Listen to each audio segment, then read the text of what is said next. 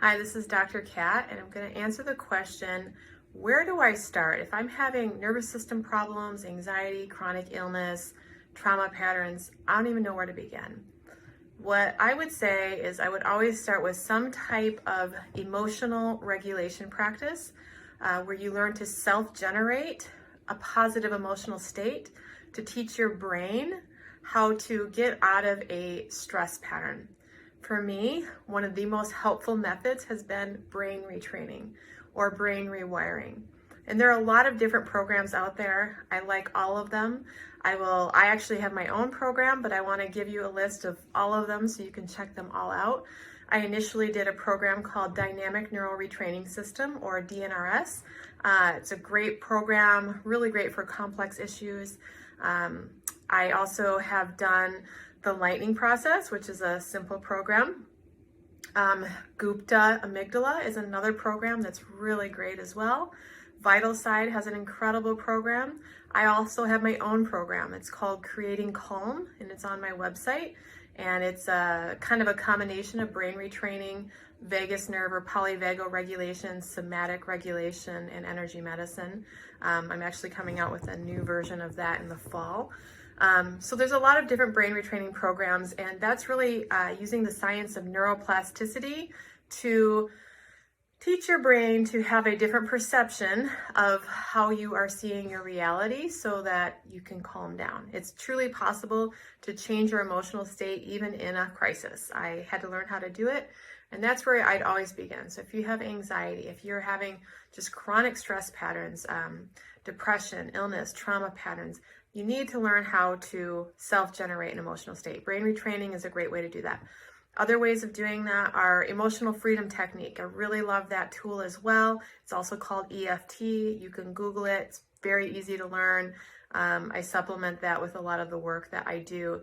Laughter yoga is another great process to elevate your emotional state. And again, the purpose of this first stage is to just get your brain to get out of a negative stress pattern and to produce a positive biochemistry in your body by elevating your emotional state, which might even feel like you're just distracting off the problem, and you kind of are, and that's okay because you need to teach your brain how to shift its attention to get the limbic system or the emotional center of the brain to calm down and regulate. From that place of being calmed down, the next step that I often recommend is to do more body-based practices to be able to get in your body and handle what you feel your feelings without freaking out or trying to make everyone else not trigger you. So the second piece would be somatic work. Sometimes people go right into somatic work and that works for them, but I find that some people can't go into the somatic work right away. They need to learn how to regulate their nervous system from a brain down approach first. But somatics is going deeper into the body. So I like even just starting with the HeartMath technique of learning how to just be in your body with your breath. You can Google that. I also have a video about that on my YouTube channel. So somatic work next.